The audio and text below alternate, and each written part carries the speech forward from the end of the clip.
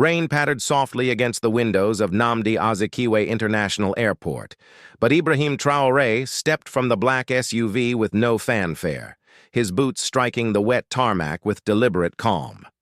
Inside the ECOWAS summit hall, the air buzzed with sidelong glances and hushed whispers. When Nigeria's President Bola Tinubu leaned into the microphone, his voice warm but his eyes cold, he said, "Leadership is not for boys in uniforms playing revolution." A ripple of chuckles spread through the Nigerian delegation, a smug satisfaction in their eyes. Across the room, President Ouattara of Côte d'Ivoire shifted uncomfortably, while Ghana's President Akufo-Addo's usual smile faltered. But Traoré's gaze didn't waver. Beneath his calm exterior, a quiet fire burned, not anger, but a purpose that felt older than the room itself. The delegates waited, a palpable tension gripping them, for his reaction, but he gave them none. Not yet. The unspoken authority. From the tarmac to the ECOWAS summit hall, Traoré carried an unspoken authority. The conference room, polished and tense, buzzed with anticipation as he took his seat. Tinubu's voice cut through the murmurs, echoing through the chandeliers. Leadership belongs to those who've earned it through age, experience, and results. The Nigerian delegation smirked, one aide muttering, "He actually said it." But Traoré's stillness spoke louder than any retort. Every step, every glance was deliberate, a prelude to something larger than the room could yet grasp. That evening, as crystal chandeliers gleamed over diplomatic dinners, Traoré walked alone through the Hilton's dim corridors. No press, no entourage, just him and a burgeoning plan. His defense minister, Kassoum Coulibaly, caught up. "Let me speak tomorrow, sir," Coulibaly urged, his voice tight with controlled fury. "Make a statement. Show them we won't bow." Traoré simply shook his head. "Words are cheap," he said softly, his eyes fixed ahead. "We build a new alliance forged." Far below the main chambers, in a quiet suite marked 409, a clandestine meeting began. Colonel Assimi Goïta of Mali greeted Traoré with a firm handshake. "Tinubu thinks he owns this room, but he's playing an old game," Goïta remarked, his voice low and firm. Traoré's eyes, steady and clear, held Goïta's. "Then we changed the board. Mamadi Doumbouya, Guinea's president, usually a man of few words, added with a wry smile, 'He'll choke on his own words before we're done.'" Later that night, in another unpublicized room, Traoré, Goïta, and Doumbouya laid out their strategy. No aides, no media, just a single notepad between them. Ideas flowed like electricity. Shared mineral corridors, cross-border defense alignments, independent communication networks, all completely outside ECOWAS. No dependency on French banks, no permission slips from Abuja. Just 3 African leaders drawing their own map. Unbeknownst to the glittering lights of Abuja outside, the future of the continent was being quietly reshaped in those hushed rooms. The game-changing move. Morning arrived with a deceptive calm. Inside the ECOWAS summit chambers, ministers sipped coffee, an undercurrent of unease rippling through the room. At precisely 8 a.m., Traoré entered. No camera flashes, no theatrical waves, no forced smiles. Just a quiet presence as he took his seat at the edge of the room. Across the floor, Tinubu adjusted his tie, his practiced confidence a shade less convincing today. The same ministers who had leaned into Tinubu's every word yesterday now cast furtive glances towards Traoré, who was engrossed in quiet conversation with South Sudan's energy minister and Guinea-Bissau's finance envoy. Small nods, exchanged documents, an agreement forming unannounced but undeniable. Then, the unexpected. During the second session, the moderator cleared his throat. President Ibrahim Traoré has been granted the floor. He rose slowly, no dramatic pause, just words that landed like stones in still water. "Sovereignty," he began, his voice calm yet unyielding, "is not a topic for debate. It is a foundation. Burkina Faso, Mali, and Niger are not breaking from Africa. We are breaking from control." The room held its breath. Tinubu shifted, a flicker of discomfort crossing his face. Then he interrupted, leaning into the mic, his voice sharp with irritation. "Let the adults speak." A gasp rippled through the room.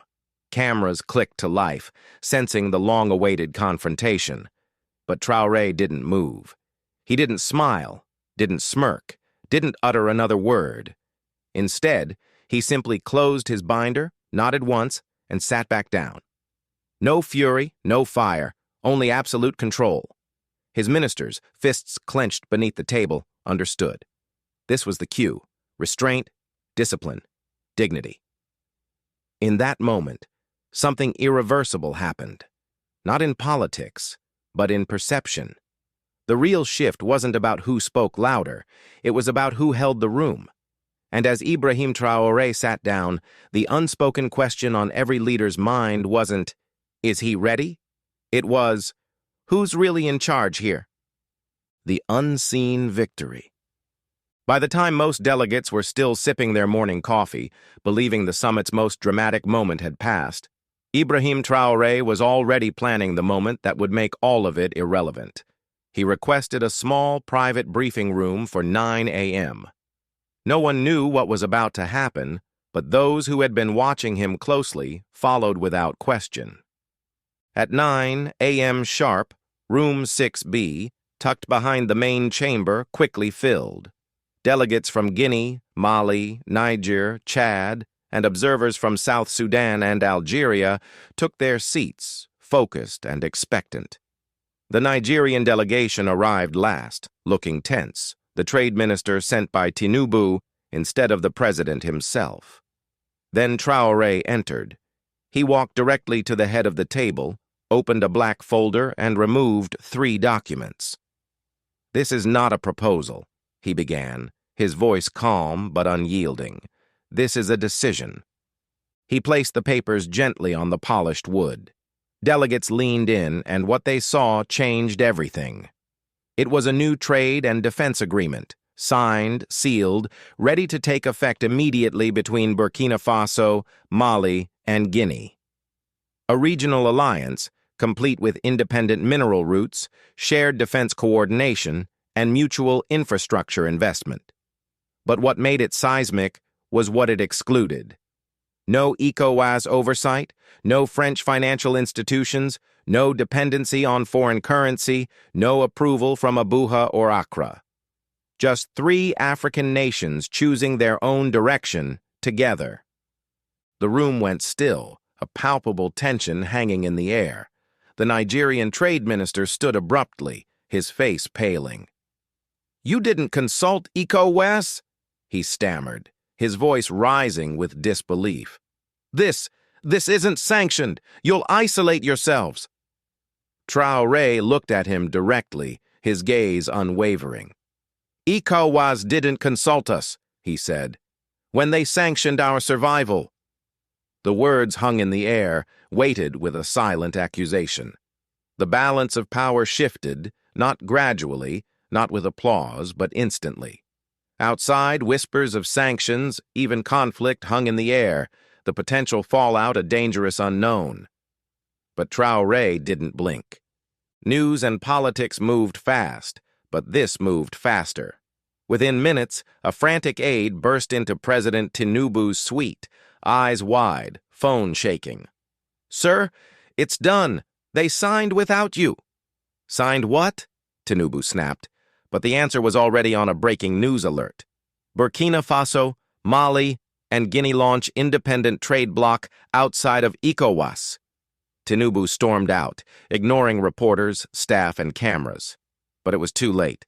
The documents were signed, witnessed, distributed, published, and his name wasn't on any of them. In the press hall, journalists scrambled. At the center of the room stood 4 men in uniform.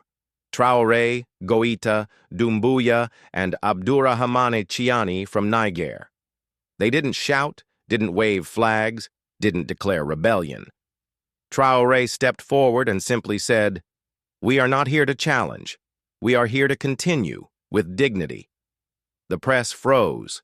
This wasn't about defiance, it was about design. ECOWAS hadn't just been ignored, it had been bypassed. Not through war, not through protest, but through sheer will, through unity, through quiet, coordinated action. In that moment, Tinubu wasn't just late. He was no longer the man in the center of the room. And for someone accustomed to the spotlight, that silence cut deeper than any speech ever could. The lasting echo. The summit wound down, papers shuffled, headsets clicked off. Most delegates prepared for final photos and flight schedules. But one microphone, still live, captured a moment that would change everything. It happened quietly. No script, no spotlight. Traoré leaned slightly toward an aide, thinking the mic was off. He whispered, "Africa doesn't need dominance. It needs dignity." Just one sentence. But somewhere in the back row, a sound technician froze. A few headsets were still connected, and someone hit record. By nightfall, the clip had escaped the four walls of Abuja. In Ouagadougou, a young girl, holding her father's hand, watched the clip on a cracked phone screen, her eyes wide with a nascent hope. In Lagos, students debated not with anger, but with profound questions. Across borders, a new conversation began, not about who spoke loudest, but about who led best. What made it even more powerful? Traoré never addressed it. No press release, no clarifying statement, no social media post. He didn't try to own the moment because he didn't need to. The moment owned itself. In Ouagadougou, the streets filled again, not with slogans or fury, but with song. They sang his name alongside that of Thomas Sankara, the man who once said, "We must dare to invent the future." Now, another soldier had dared, but this time he did it in stillness. As the final meetings wrapped up, Traoré didn't stay for the fanfare. There was no press huddle, no waving to crowds, just a single black SUV leaving through the underground exit of the Hilton, through the early morning fog, heading toward the military airbase. Inside, his ministers sat in silence, not out of fear, but out of profound respect. No one spoke, because they all knew something had happened here, something history books might never fully capture, but people would never forget. As the car approached the tarmac, Traoré finally turned to his team and said quietly, "History isn't made at the podium. It's made when no one is clapping." And with that, the plane door closed. No camera captured the moment. No headline announced his departure. But across Africa, people were still talking, still sharing, still thinking. Because true influence doesn't demand attention. It changes the room and then walks away. In a world that often rewards noise, a single man chose quiet conviction. Not because he was weak, but because he understood that real strength doesn't perform. It builds. Ibrahim Traoré didn't clap back, didn't rant, didn't fight to be heard. He simply showed the world what leadership without ego can look like. And the world listened because deep down we all recognize something rare when we see it. So now, ask yourself, are we led by those who yell the loudest, or by those who carry the most clarity, courage, and quiet conviction?